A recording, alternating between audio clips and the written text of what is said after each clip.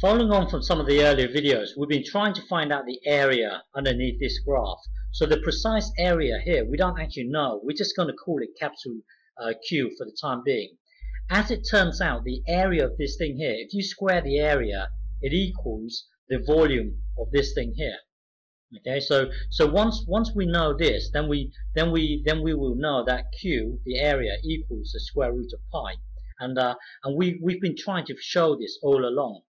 So our aim here is to try and show that Q squared equals V. So the area of this thing, so the volume of this 3D object here, the volume of this here is given by this. The volume is given by this. So it's really us summing up everything from negative infinity to infinity. So it's us summing up everything, and we're moving in the x direction. So hang on. So the volume of this thing here is given by us summing up all the areas here. Okay, and by the time it gets to B, we will have this area here, and this area here is given by this. And we've seen this in the previous video, and then it was blah blah blah, and then we got to this stage here. Okay, so let's go back one step. So the volume of this thing here is really us summing up all the slices here. Okay, so if you let's go back another step. Remember the area of this thing here. We don't know what the area is, but we're just going to call it capital Q. So this here, so when you look at this, when you interpret this, it's actually Q equals you summing up everything from negative infinity to infinity of E minus x squared, and then you're summing up everything. So you're moving in the x direction here. So this will be dx. So we can say that Q equals this thing here. Well, we don't know the precise area, remember. We're just going to call it capital Q for the time being. Okay. So if you look at this 3D solid here, if you pretend to get a knife and cut it along the y-axis, you would get this slice here. You would get the biggest possible slice. Well, the biggest possible slice here would be E minus y squared. So the area of this here is actually the same as the area of this. So we can interpret this. Remember, we are cutting it along the y-axis, so we can interpret this as being the integral from negative infinity to infinity E minus y squared, and because we're summing up everything, we're moving in the y direction, so this will be dy. So we can say that this area here will also be Q.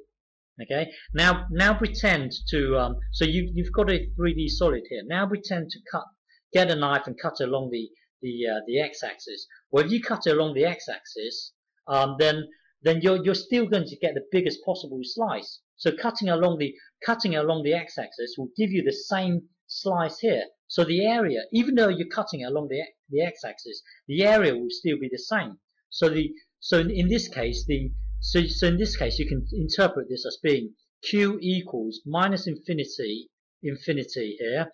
Because you're cutting along the x-axis, it will be E minus x squared, and because you're moving in the, well, it will be dx here. Okay, so Q here is still well, when you have, well, how, even if you cut it at a, so this is looking at the plan view here. Even if you cut it at a diagonal angle here, so let's say this here is R. Well, so this here is R. Well, if you cut it along here, it will still give you the biggest possible slice. So you cutting along here, the area will still be this. It will still be the biggest possible area.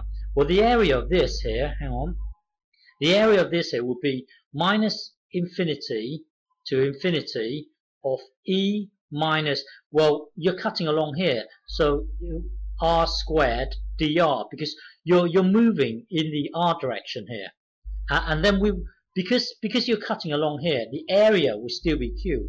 So the point I'm trying to make is that Q equals, well, anything in this form here, E minus T squared dt from minus infinity to infinity will equal q, because this t here is really a dummy variable. So bear that in mind. Okay, so hang on. So the volume is given by this, the area is given by this. So following on from the previous video, we got to this stage here. Okay, so now I will continue in the next video. So following on from the previous video, we got to this stage here, and then I will continue in the next video from here. Okay.